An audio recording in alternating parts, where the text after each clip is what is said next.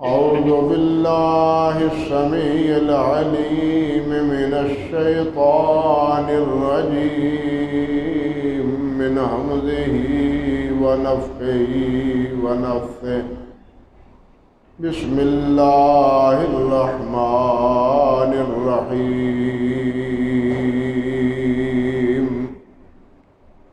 يا أيها الذين آمنوا اتقوا الله وكونوا مع الصادقين.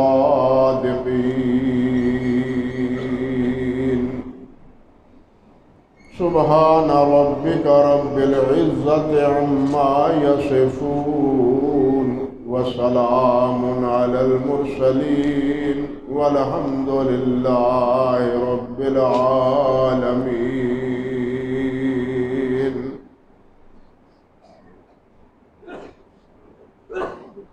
محترم و معزز سامعین کرام، عزت مآب میری بہنوں اور بیٹیوں، سورۃ التوبہ کے 15ویں رکوع کی ابتدائی آیت مبارکہ میں نے خطبے کے دوران آپ کے سامنے تلاوت کی ہے، جس میں اللہ سبحانہ و تعالی نے اہل ایمان کو دو باتوں کا حکم فرمایا ہے۔ یا ایھا الذین آمنوا، یہ ایمان والو، اتقوا اللہ، اللہ سے ڈرو، اللہ کی نافرمانی نہ کرو، جو احکام اللہ ذوالجلال والاکرام نے دیے ہیں انہیں بجا لاؤ، اور جن سے روکا ہے ان سے رک جاؤ، اللہ سے ڈرو۔ اور یہ حکم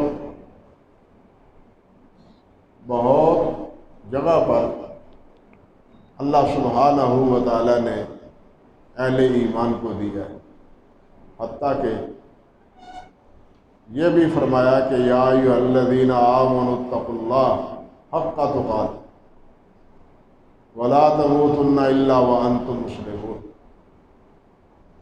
کہ ایمان والو اللہ سے اس طرح ڈرو جس طرح ڈرنے کا حق جو اللہ ذوالجلال کی شایان شان ہے۔ انسان بڑوں سے بھی ڈرتا ہے، ان سے حیا کھاتا ہے، لیکن اللہ تو سب سے بڑا ہے، اللہ سب سے بڑا ہے، اس لیے اللہ رب العزت سے ڈرتے رہنا چاہیے اور اللہ رب العزت کی نافرمانی کرتے ہوئے حیا کرنا چاہیے۔ فرمایا آمنوا اتقوا اللہ حق تقاته ولا تموتن الا وانتم مسلمون، تمہیں موت نہ آئے مگر اس حالت میں کہ تم مسلمان، یعنی تمہاری زندگی اطاعت میں گزرنی چاہیے، نافرمانی میں نہیں گزرنی چاہیے۔ یہ اس لیے کہ موت کا تو پتہ ہی نہیں کب آ جائے، کسی کو کوئی علم نہیں ہے کہاں آئے اور کب آئے، اس کا علم صرف اللہ رب العزت، اس لیے اس کی ہمہ وقت تیاری رہنی چاہیے کہ معلوم نہیں کب بلاوا آ جائے۔ آج کل تو حادثاتی دور ہے، سڑک پر انسان گھر سے نکلتا ہے اور سڑک پر جاتا ہے، اور سڑک پر جاتا ہی کسی حادثے کا شکار ہو جاتا ہے۔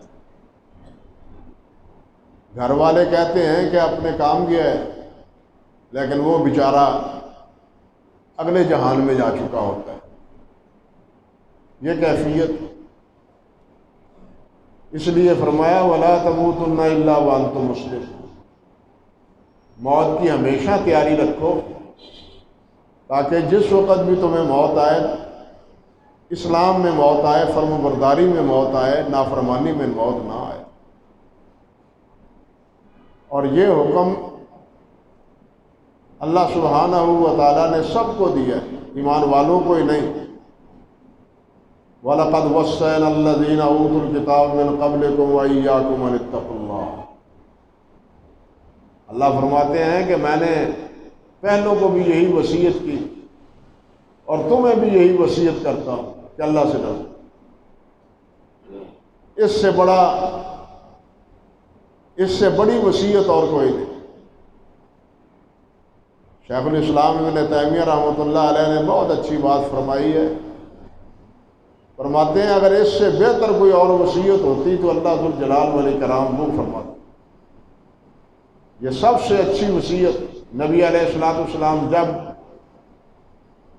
جب بھی کسی کو دعوت و تبلیغ کے لیے تعلیم دینے کے لیے روانہ فرماتے تو اسے یہی تاکید کرتے، یہی وصیت کرتے کہ اللہ سے ڈرتے رہنا، اللہ سے ڈرتے رہنا، ہر حال میں، تنہائیوں میں بھی، اکیلے بھی اور لوگوں کے درمیان بیٹھے ہوئے، ہر حال میں اللہ رب العزت سے ڈرتے رہنا۔ تو یہ پہلا حکم ہے کہ ایمان والو اللہ سے ڈرو، اللہ کی نافرمانی نہ کرو بلکہ اطاعت کرو۔ وَكُونُوا مَعَ الصَّادِقِينَ، سچوں کا ساتھ دو، جو سچے ہیں ان کا ساتھ، ان کے ساتھی بنو، ان سے پیار کرو، ان سے محبت کرو، ان سے دوستی کرو، ان سے اپنا تعلق وابستہ کرو۔ جو سچے کون ہیں؟ عبداللہ بن عمر بن عاص فرماتے ہیں رضی اللہ تعالیٰ عنہ کہ اس سے مراد ما محمد صلی اللہ علیہ وسلم و اصحابہ، کہ اس سے مراد حضرت محمد رسول اللہ صلی اللہ علیہ وسلم اور آپ کے صحابہ ہیں۔ اس وقت ایمان والے کون تھے؟ کونوا مع الصادقین، صدق والے کون تھے؟ جب قرآن مجید نازل ہوا ہے حضرت محمد رسول اللہ صلی اللہ علیہ وسلم تھے اور حضرات صحابہ کرام رضوان اللہ علیہم اجمعین تھے، یا پھر منافق تھے مقابلے میں اور کفار اور مشرکین تھے۔ تو جن کا ساتھ دینے کا اللہ نے حکم دیا ہے وہ کون ہیں؟ وہ ہیں صادقین، سچے۔ اور صحابہ کرام کے بارے میں ہمارا سب مسلمانوں کا عقیدہ ہے کہ تمام صحابہ کرام سچے۔ الصحابہ تو کلہم عدول، صحابہ سب کے سب عادل ہیں۔ حتیٰ کہ آپ یہ دیکھیں کہ صحابی کا اگر نام بھی نہ لیا جائے، یہ کہا جائے کہ مجھے تابعی یہ بات کہے کہ مجھے اس شخص نے بیان کیا ہے جس نے نبی علیہ الصلوۃ والسلام کی صحبت پائی ہے، تو بالاتفاق وہ روایت قابل قبول، نام بھی نہ لیا جائے، آپ کی طرف نسبت ہی اس کی عدالت کے لیے دلیل بن جاتی ہے۔ بات سمجھے نا؟ آپ کی طرف نسبت ان رجل من اصحاب النبی صلی اللہ علیہ وسلم، ایک آدمی نے مجھے بتلایا ہے، وہ آدمی وہ ہے جو نبی علیہ الصلوۃ والسلام کا صحابی ہے، نام بھی نہیں معلوم لیکن نسبت کس سے ہے، تعلق کس سے ہے؟ حضرت محمد رسول اللہ صلی اللہ علیہ وسلم۔ لہذا وہ عادل ہے، وہ صادق ہے، وہ سچا ہے۔ فرمایا یا ایھا الذین آمنوا اتقوا اللہ وکونوا مع الصادقین، سچوں کا ساتھ دو، جو سچے کام کرے وہ کرو، جو سچے بات عمل کرے وہ عمل کرو۔ اللہ رب العزت نے ایک جگہ نہیں کئی مقام پر یہ بات ارشاد فرمائی، حتیٰ کہ ایک مقام پر فرمایا وَمَن یُشَاقِّ الرَّسُولَ مِن بَعْدِ مَا تَبَيَّنَ لَهُ الْهُدَىٰ وَيَتَّبِعْ غَيْرَ سَبِيلِ الْمُؤْمِنِينَ نُوَلِّهِ مَا تَوَلَّىٰ وَنُصْلِهِ جَهَنَّمَ وَسَاءَتْ مَصِيرًا۔ فرمایا کہ وہ بد نصیب جو اللہ کے رسول سے ہٹ کے دوسرا راستہ اختیار کرتا ہے، بات واضح ہو جانے کے باوجود کہ اللہ کے رسول کا طریقہ یہ ہے، رسول اللہ صلی اللہ علیہ وسلم کا فرمان یہ ہے، آپ کا عمل یہ ہے، لیکن آپ کے فرمان اور عمل سے ہٹ کے دوسرا راہ اختیار کرتا ہے، دوسرا طریقہ اختیار کرتا ہے، وَيَتَّبِعْ غَيْرَ سَبِيلِ الْمُؤْمِنِينَ، مومنین کے راستے کی تابعداری نہیں کرتا، منمانی کرتا ہے، جو دل میں آتا ہے وہ کرتا ہے، جو جی میں آتا ہے اس کو اپناتا ہے، اس کی پیروی کرتا ہے۔ گویا وہ ہوس پرست ہے، ہوا پرست ہے، وہ خدا پرست نہیں ہے، ہوا پرست ہے، منمانی کرتا ہے اپنی۔ وَيَتَّبِعْ غَيْرَ سَبِيلِ الْمُؤْمِنِينَ نُوَلِّهِ مَا تَوَلَّىٰ، فرمایا نُوَلِّهِ مَا تَوَلَّىٰ، جس طرف اس نے رخ کیا ہم نے بھی اس کا اسی طرف رخ کر دی۔ بات واضح ہو جانے کے باوجود جب تم نے گمراہی کا راستہ اختیار کیا ہے تو جاؤ جہنم میں تم۔ نُوَلِّهِ مَا تَوَلَّىٰ وَنُصْلِهِ جَهَنَّمَ وَسَاءَتْ مَصِيرًا، فرمایا ہم اسے جہنم رسید کریں گے اور بہت بری جگہ ہے وہ جانے کی۔ اللہ اکبر، اللہ محفوظ رکھے۔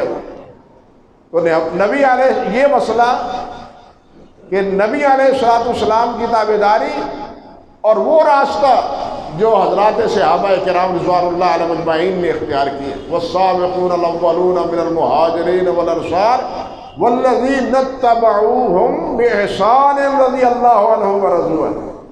اللہ فرماتے ہیں کہ جو سابقین اولین مہاجرین اور انصار ہیں وہ تو ہیں ہی ہیں، لیکن جو ان کی بھی تابعداری کرتا ہے اخلاص سے، ہم اس پر بھی راضی، ہم اس پر بھی راضی۔ والذین اتبعوہم باحسان رضی اللہ عنہم ورضوا عنہ۔ تو یہ طریقہ ہے صحابہ کرام رضوان اللہ علیہم اجمعین کی تابعداری، جو طریقہ جو اپنایا ہے انہوں نے اس کو اختیار کرنا، اس کا حکم اللہ نے بھی دیا ہے اور اللہ کے پیارے پیغمبر حضرت محمد رسول اللہ صلی اللہ علیہ وسلم نے۔ ایک حدیث سنیے، حضرت عبداللہ بن عمرو بن عاص فرماتے ہیں رضی اللہ تعالی عنہ، قال رسول اللہ صلی اللہ علیہ وسلم لَيَأْتِيَنَّ عَلَىٰ أُمَّتِي كَمَا أَتَىٰ عَلَىٰ بَنِي إِسْرَائِيلَ حَذْوَ النَّعْلِ بِالنَّعْلِ حَتَّىٰ إِنْ كَانَ مِنْهُمْ مَنْ أَتَىٰ أُمَّهُ عَلَانِيَةً لَكَانَ فِي أُمَّتِي مَنْ يَصْنَعُ ذَلِكَ۔ اللہ اکبر کبیرہ، اللہ اکبر کبیرہ۔ حضرت عبداللہ بن عمر فرماتے ہیں کہ اللہ کے رسول صلی اللہ علیہ وسلم نے فرمایا ایک وقت آئے گا، لَيَأْتِيَنَّ عَلَىٰ أُمَّتِي کما عطا علی بنی اسرائیل، میری امت پر ایک وقت ایسا آئے گا جو وقت بنی اسرائیل پر آیا تھا۔ جس طرح وہ گمراہیوں میں مبتلا ہوئے تھے یہ امت بھی گمراہیوں میں مبتلا ہوگی۔ جس طرح انہوں نے بدعہدیے کی یہ بھی بدعہدی کریں گے، جس طرح انہوں نے خیانتیں کی یہ بھی خیانت کریں گے، جس طرح انہوں نے احبار اور رہبان کو اپنا ملجا و ماوا بنایا، میری امت بھی احبار اور رہبان کو اپنا ملجا اور ماوا بنائے گی۔ حذو النعل بالنعل، فرمایا بالکل جوتے کے تلوے کے برابر، بالکل من و عن، کوئی فرق نہیں ہوگا۔ اللہ اکبر کبیرہ، اللہ اکبر کبیرہ۔ اللہ گمراہیوں سے بچائے، اللہ گمراہیوں سے بچائے۔ لیکن آپ نے فرمایا کہ یہ حال ہوگا میری امت میں۔ اور اگر ہم دیکھیں، جائزہ لیں تو بنی اسرائیل سے ہماری حالت مختلف نہیں ہے، بنی اسرائیل کی گمراہیوں سے ہماری حالت مختلف نہیں ہے۔ جس طرح انہوں نے نصوص سے جان چھڑایا ہے، آج بھی نصوص سے جان چھڑائی جاتی ہے۔ جس طرح انہوں نے احبار اور رہبان کو اپنا رب بنایا، آج بھی احبار اور رہبان کو اپنا ملجا و ماوا سمجھا جاتا ہے۔ اللہ اور اللہ کے رسول کی بات نہیں، بلکہ جو حضرت صاحب فرما دیں، جو مرشد کامل فرما دیں، بس وہی ہمارے سر کا تاج۔ اللہ اور اللہ کے رسول کے فرمان کی پرواہ نہیں ہے، بلکہ پرواہ ہے کس کی؟ اپنے مرشد کی، اپنے بزرگ کی، جس کو ہم اللہ کا ولی سمجھ رہے ہیں۔ اور یہ ہماری دانست ہے، کیا واقعتاً وہ اللہ کا ولی ہے بھی یا نہیں، اس کا علم تو اللہ رب العزت کو ہے، اس کا علم تو اللہ رب العزت کو ہے۔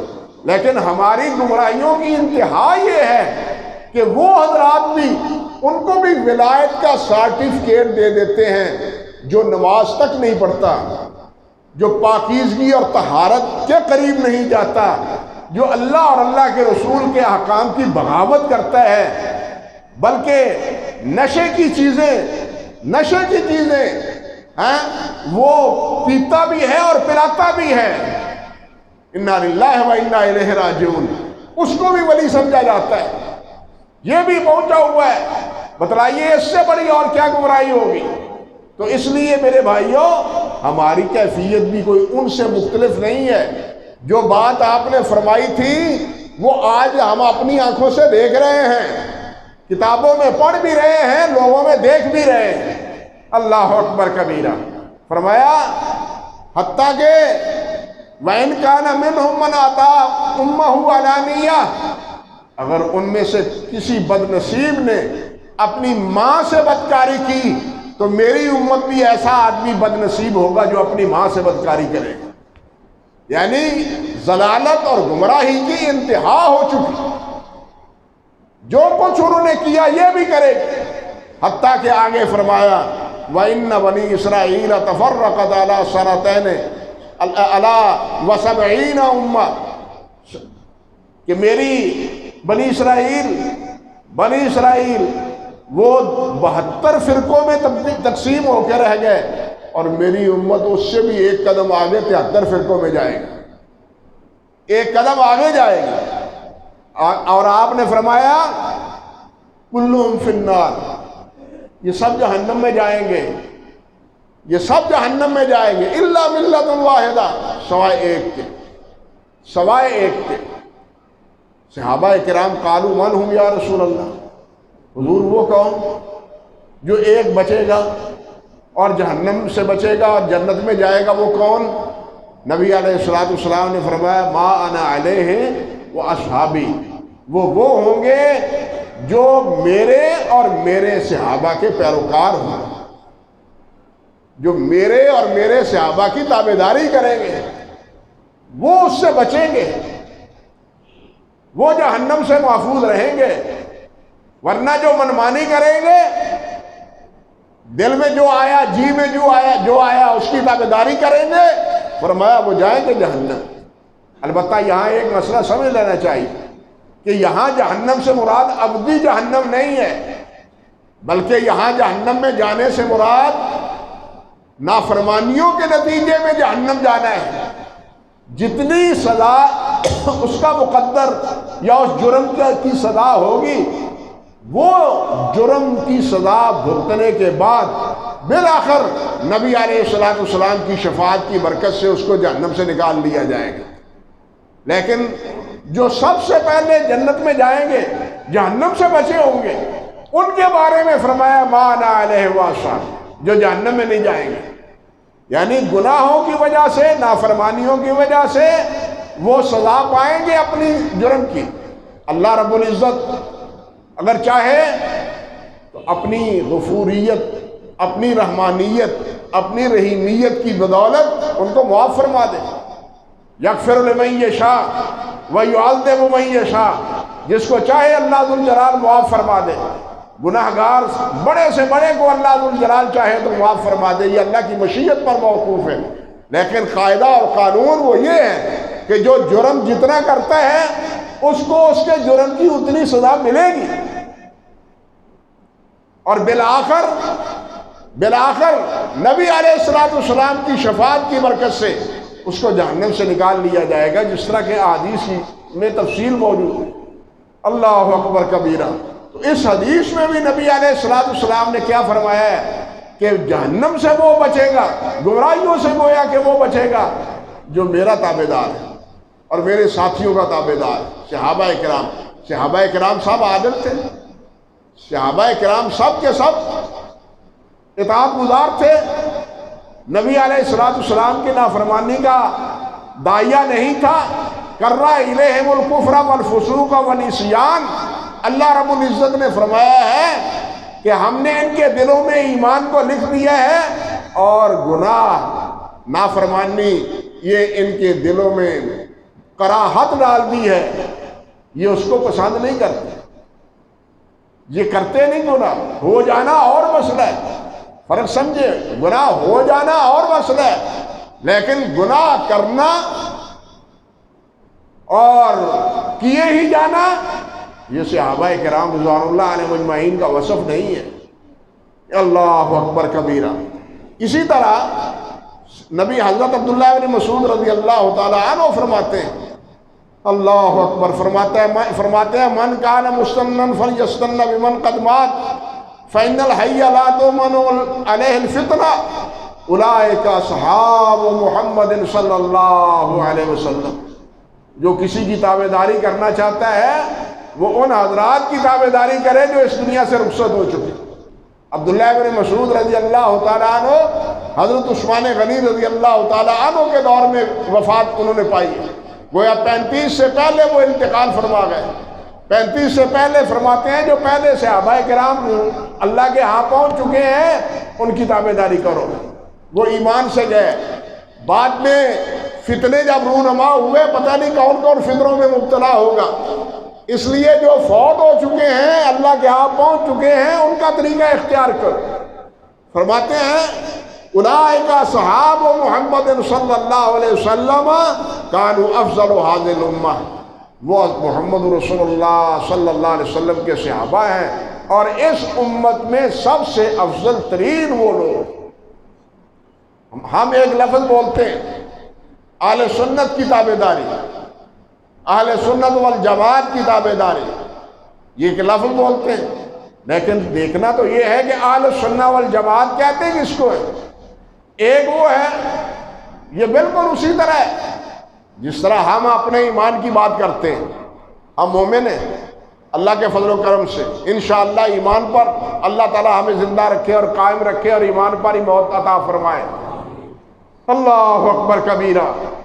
ہم مومن ہیں لیکن یہ ہمارا دعویٰ ہے، ہمارا دعویٰ ہے، لیکن حضرات صحابہ کرام رضوان اللہ علیہ مجمعین مومن تھے، اللہ کی ان کے بارے میں گواہی ہے، ہمارے بارے میں اللہ کی کوئی گواہی نہیں ہے۔ ہمارے بارے میں گواہی ایک دوسرے کی ہماری باہم آپس میں ہے، یہ مسلمان ہے، یہ نمازی ہے، یہ مومن ہے، لیکن صحابہ کرام رضوان اللہ علیہ مجمعین کے ایمان کی گواہی کس نے دی ہے؟ اللہ رب العرش عظیم نے دی ہے، اس لیے وہ تو مومن ہیں ہی ہیں۔ اسی طرح اہل سنت، میں بھی اہل سنت، آپ بھی اہل سنت، ہر آدمی دعویٰ کرتا ہے کہ اہل سنت، میں اہل سنت، لیکن علماء امت سے، پہلے متقدمین بزرگوں سے، ان سے پوچھیں، ان سے پوچھتے ہیں کہ اہل سنت کہتے کس کو ہے؟ دعویٰ تو ہمارا ہے کہ ہم اہل سنت ہیں۔ اہل سنت والجماعت مراد کیا ہے؟ سنت والے اور جماعت والے، سنت والے اور جماعت والے۔ جماعت سے مراد اجماع صحابہ، اجماع جس پر ہے، اور سنت سے مراد نبی علیہ السلام کا طریقہ، نبی علیہ السلام کا طریقہ۔ حضرت شیخ عبد القادر جیلانی رحمۃ اللہ علیہ فرماتے ہیں فَعَلَى الْمُؤْمِنِ اتِّبَاعُ السُّنَّةِ وَالْجَمَاعَةِ۔ دیکھیے فرماتے ہیں بنیاد الطالبین میں بدعی فرقوں کے کا تعارف کراتے ہوئے بالآخر فرماتے ہیں فَعَلَى الْمُؤْمِنِ اتِّبَاعُ السُّنَّةِ وَالْجَمَاعَةِ، مومن پر لازم ہے کہ وہ اہل سنت والجماع کی تابعداری کرے، ان کی ہمنوائی اختیار کرے، جو راہ انہوں نے اختیار کیا ہے وہ اختیار کرے۔ فَعَلَى الْمُؤْمِنِ اتِّبَاعُ السُّنَّةِ وَالْجَمَاعَةِ فَالسُّنَّةُ مَا سَنَّ رسول اللہ صلی اللہ علیہ وسلم۔ سنت کیا ہے؟ وہ طریقہ ہے جو حضرت محمد رسول اللہ صلی اللہ علیہ وسلم نے اختیار کیا ہے۔ والجماعہ، اور جماعت کیا ہے؟ متفق علیہ صحابہ، متفق علیہ صحابہ، وہ عمل جس پر صحابہ کرام رضوان اللہ علیہ مجمعین متفق ہیں، وہ عمل جس پر صحابہ کرام متفق ہیں۔ اہل سنت کی تعریف کیا ہوئی؟ کہ وہ طریقہ جو اللہ کے رسول صلی اللہ علیہ وسلم کا ہے، اور وہ طریقہ جو صحابہ کرام رضوان اللہ علیہ مجمعین کا ہے۔ اور یہی وجہ ہے کہ حضرت حذیفہ فرماتے ہیں رضی اللہ تعالی عنہ، حضرت حذیفہ بن یمان رضی اللہ تعالی عنہ فرماتے ہیں کل عبادت لم یتعبدها اصحاب رسول اللہ صلی اللہ علیہ وسلم فلا تعبدوها۔ اللہ اکبر کبیرہ، فرماتے ہیں ہر وہ عبادت، ہر وہ نیکی جس کو صحابہ کرام نے نہیں کیا وہ نہ کرو۔ سمجھے مفہوم؟ کل عبادت لم یتعبدها اصحاب رسول اللہ صلی اللہ علیہ وسلم، جو عبادت، جو نیکی، جو اچھا کام حضرات صحابہ کرام نے نہیں کیا، فرماتے ہیں لم یتعبد، انہوں نے نہیں کیا تو پھر اس کی تابعداری نہ کرو۔ فلا تعبدوا، اس کے پیچھے نہ چلو بلکہ اسی کے پیچھے چلو جو طریقہ حضرات صحابہ کرام رضوان اللہ علیہ مجمعین کا تھا۔ حافظ ابن کثیر رحمۃ اللہ علیہ قرآن مجید کے معروف شارح ہیں، تفسیر معروف ہے ان کی، امام ابن کثیر رحمۃ اللہ علیہ۔ وہ چوتھی جلد میں امام ابن کثیر رحمۃ اللہ علیہ فرماتے ہیں وَأَمَّا أَهْلُ السُّنَّةِ وَالْجَمَاعَةِ، وَأَمَّا أَهْلُ السُّنَّةِ وَالْجَمَاعَةِ، رہ گئے اہل سنت اور اہل جماعت، فَيَقُولُونَ فِي كُلِّ فِعْلٍ وَقَوْلٍ لَمْ يَثْبُتْ عَنِ الصَّحَابَةِ رضی اللہ عنہم هُوَ بِدْعَةٌ۔ اہل سنت والجماعت ہر وہ قول اور ہر وہ فعل، ہر وہ قول اور ہر وہ فعل جو صحابہ کرام رضوان اللہ علیہ مجمعین سے ثابت نہیں ہے اس کو وہ بدعت سمجھتے ہیں۔ اہل سنت والجماعت جو فعل اور جو قول صحابہ کرام سے ثابت نہیں ہے اس کو کیا سمجھتے ہیں؟ بدعت سمجھتے ہیں۔ آپ سمجھے؟ خارجی تھے، صحابہ خارجی نہیں تھے، صحابہ نے اس کو کیا کہا؟ بدعتی کہا۔ رافضی تھے، صحابہ نے ان کو بھی بدعتی کہا۔ ناصبی تھے، صحابہ نے ان کو بھی بدعتی کہا۔ مرجیہ تھے صحابہ کے آخری دور میں، صحابہ کرام نے ان کو بھی بدعتی کہا، کیونکہ یہ سارے وہ طریقہ اختیار انہوں نے کیا جو صحابہ کرام کا نہیں تھا۔ خارجی علیحدہ ہو گئے، رافضی علیحدہ ہو گئے، ناصبی علیحدہ ہو گئے، مرجیہ علیحدہ ہو گئے، صحابہ کرام کا راستہ انہوں نے چھوڑ دیا اور صحابہ نے ان کو کیا کہا؟ یہ بدعتی ہیں۔ کیوں بدعتی ہیں؟ اس لیے بدعتی ہیں کہ یہ صحابہ کا طریقہ نہیں ہے، یہ صحابہ کا طریقہ نہیں ہے۔ صحابہ کرام کا طریقہ یہ ہے کہ وہ تمام صحابہ سے محبت کرتے ہیں، یہاں تک کہ وہ آپس میں لڑے بھی ہیں، جنگ صفین میں، جنگ جمل میں آپس میں لڑے بھی ہیں، لیکن جنازے حضرت دونوں کے حضرت علی نے پڑھائے ہیں۔ بات سمجھے؟ جنازے دونوں کے حضرت علی رضی اللہ تعالی عنہ نے پڑھائے ہیں۔ اگر وہ منافرت اور وہ دل میں کجی ہوتی تو بتلائیے جو اپنا مخالف ہو کبھی اس کا جنازہ پڑھتے ہو؟ حضرت علی نے امامت کروائی ہے ان کے جنازوں کی۔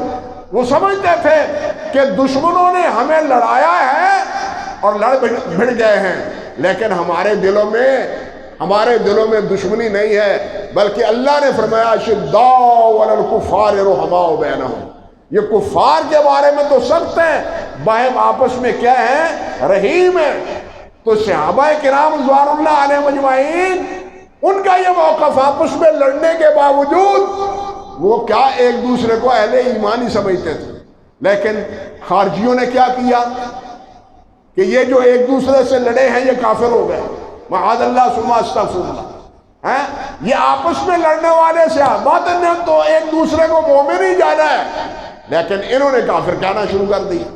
یہ طریقہ کس کا ہے؟ خارجیوں کا ہے۔ یہ طریقہ کن کا ہے؟ رافضیوں کا ہے۔ صحابہ کرام رضوان اللہ علیہ مجمعین کا یہ طریقہ نہیں ہے۔ یہی بات فرماتے ہیں حافظ ابن کثیر رحمۃ اللہ علیہ کہ ہر وہ فعل، ہر وہ قول لم یثبت عن الصحابۃ فہو بدعہ، جو نبی صحابہ کرام سے ثابت نہیں ہے وہ کیا ہے؟ وہ بدعت ہے۔ فرماتے ہیں لأنہ لو کان خیرا اس لیے کہ اگر اس میں کوئی خیر ہوتا، اس فعل میں یا اس قول میں کوئی خیر ہوتی، فرماتے ہیں لَسَبَقُونَا إِلَيْهِ، تو وہ ہم سے آگے بڑھتے، سب سے پہلے وہ اس کو اختیار کرتے، سب سے پہلے وہ اس کو اپناتے، کیونکہ جو بھی خیر کا معاملہ، بھلائی کا عمل، نیکی کا طریقہ، وہ سب کا سب صحابہ کرام رضوان اللہ علیہ مجمعین اختیار کرتے ہیں، اس میں پیچھے نہیں رہتے تھے، اس میں وہ صحابہ پیچھے نہیں رہتے تھے، بلکہ وہ سابقون السابقون آگے بڑھنے والے تھے نیکی میں، نیکی کے معاملات میں ایک دوسرے سے آگے بڑھنے والے تھے، وہ پیچھے رہنے والے نہیں۔ اس لیے اگر کسی عمل میں کوئی خیر ہو تو سب سے پہلے اس کا اہتمام کون کرنے والے ہوں؟ وہ صحابہ کرام رضوان اللہ علیہ مجمعین، لأنہم لم یترکوا خصلۃ من خصائل الخیر الا وقد بادروا الیہا، اس لیے کہ کوئی ایک عمل بھی ایسا بھلائی کا اور خیر کا نہیں ہے جو جس کا انہوں نے اہتمام نہ کیا، جس کا انہوں نے اہتمام نہ کیا۔ اس لیے جو طریقہ صحابہ کرام کا نہیں ہے وہ اہل سنت والجماعت کا طریقہ نہیں ہے، بلکہ وہ اہل بدعت کا طریقہ ہے۔ آج کل بڑے افسوس کی بات ہے، یہ سیدھی سادی بات جس میں کوئی ہیر پھیر کہہ لیں، ہوشیاری کہہ لیں، چالاکی کہہ لیں، اگر مگر کہہ لیں، چنانچہ اور چونکہ کہہ لیں، یہ نہیں ہے۔ صاف راستہ ہے، صاف طریقہ ہے کہ یہ اللہ کے رسول کا طریقہ ہے، یہ اللہ کے رسول کے صحابہ کا طریقہ ہے، لیکن ہمارے ہاں ظلم کی انتہا یہاں تک ہو چکی کہ جو نبی علیہ السلام کے زبان اقدس سے یہ مہینہ ربیع الاول کا رہا، 1400 سال تک سے ساری امت اس کو ربیع الاول ہی کہتی رہی، لیکن اب یہ ربیع النور بن گیا ہے۔ حقیقت ہے یا نہیں؟ اب بتلائیے، ہم نے یہ راستہ صحابہ کرام سے پوری امت سے جدا اختیار کیا یا نہیں کیا؟ اللہ کے رسول نے ربیع الاول کہا، صحابہ نے اس کو ربیع الاول کہا، تابعین نے ربیع الاول کہا، 14 صدیاں گزر گئی مسلمانوں کی یہی لفظ پکارتے، اب یہ ربیع النور بن گیا ہے، ربیع الاول نہیں رہا۔ یہ راستہ جدا ہوا ہے یا نہیں ہوا؟ اب یہ نام جو ہے، یہ بتلائیے، آپ خود انصاف فرمائیے کہ یہ اہل سنت سے ہٹا ہوا نہیں ہے، صحابہ اور رسول اللہ صلی اللہ علیہ وسلم سے ہٹا ہوا نہیں ہے۔ یہ مسئلہ کہ جناب میلاد ہے یا نہیں ہے یہ تو چھوڑے نا، یہاں تک کہ 12 ربیع الاول کے دن، یکم ربیع الاول سے اس دن کا اہتمام بالکل اسی طرح جس طرح یکم محرم سے اہتمام ہوتا ہے، یکم محرم سے بھی اہتمام ہوتا ہے نا، جانتے ہیں آپ، اور 10 محرم کی شام کو معاملہ ختم، 10 محرم کی شام کو معاملہ ختم، یہاں بھی بالکل اسی کی نقالی ہو رہی ہے۔ یکم ربیع الاول کو جناب سب کچھ ابتدا ہو رہی ہے، اور 12 ربیع الاول کو معاملہ ٹھپ۔ اب آپ ہی انصاف فرمائیے کہ نبی علیہ السلام کے ساتھ محبت کا یہی تقاضا ہے کہ 12 کو آپ پیدا ہوں اور ہماری محبتیں ساری کی ساری کافور ہو جائیں؟ نبی علیہ السلام کی محبت کیا ایک مہینے یا ایک ہفتے کے لیے یا ایک دن کے لیے ہے کہ ہمیشہ کے لیے ہے؟ سوچنے کی بات یہ، آپ سے محبت، آپ سے مودت، وہ کیا ایک ہفتے ایک دن کے لیے ہے؟ حاشا وکلا نہیں، بلکہ وہ ساری زندگی کے لیے، وہ پوری زندگی کے لیے ہے اللہ کے نبی صلی اللہ علیہ وسلم سے محبت۔ اس لیے یہ وہ طریقے نہیں ہیں جو طریقے صحابہ کرام کے ہوں، بلکہ سیدھی سی بات ہے کہ صحابہ کرام رضوان اللہ علیہ مجمعین کا آخری صحابی حضرت ابو طفیل، وہ 112 وہ سب سے آخری صحابی، وہ فوت ہوئے 110 میں، 110 میں حضرت ابو طفیل فوت ہوئے، اور تابعین کا دور وہ 220 تک ہے، صحابہ کرام کے دور میں، تابعین کرام کے دور میں، پھر ائمہ اربعہ رحمہم اللہ کے دور میں۔ امام ابو حنیفہ رحمۃ اللہ علیہ 150 میں فوت ہوئے، 150 وہ فوت ہوئے۔ بلکہ حیران کن بات یہ ہے کہ حضرت شیخ عبد القادر جیلانی رحمۃ اللہ علیہ وہ 560 میں فوت ہوئے، وہ 560 میں فوت ہوئے۔ اور بنیاد الطالبین میں وہ فرماتے ہیں کہ نبی علیہ الصلوۃ والسلام 10 محرم کو پیدا ہوئے تھے۔ کب پیدا ہوئے تھے؟ 10 محرم کو۔ آپ انصاف کریں کہ اگر یہ 12 ربیع الاول اسی طرح منائی جاتی ہوتی تو شیخ عبد القادر جیلانی رحمۃ اللہ علیہ کو یہ پتہ نہ چلتا کہ 10 محرم لکھتے، 10 محرم کی کوئی یوم پیدائش نبی علیہ السلام کا وہ لکھتے۔ یہ بات بتلاتی ہے کہ یہ امت 500 سال تک اس عمل میں کوئی شامل نہیں رہی۔ اس کے بعد یہ طریقہ ایجاد ہوا ہے، اور پھر جب ایجاد ہوتا ہے وہ چلتا رہتا ہے۔ جشن کا نام ہی ایسا ہے کہ جس نام پر ہم جو چاہیں جشن منائیں، جشن جس میں جوش بھی ہے، ہوش بھی نہیں ہے، اور جس میں نامعقولیت بھی پوری کی پوری پائی جاتی ہو، وہ جوش، وہ جشن ہوتا ہے۔ ہم ہر جشن مناتے ہیں، جشن منانے کا کوئی معاملہ نہیں ہے، جشن دین کا مقصد نہیں ہے۔ صحابہ کرام نے نہ فتح مکہ پر جشن منایا ہے، صحابہ کرام نے نہ بدر پر جشن منایا ہے، کسی مرحلے پر بھی نبی علیہ السلام کے صحابہ کرام نے جشن نہیں منایا۔ یہ جشن منانے کے دن یہ بھی ہم نے غیر مسلموں سے اختیار کیے۔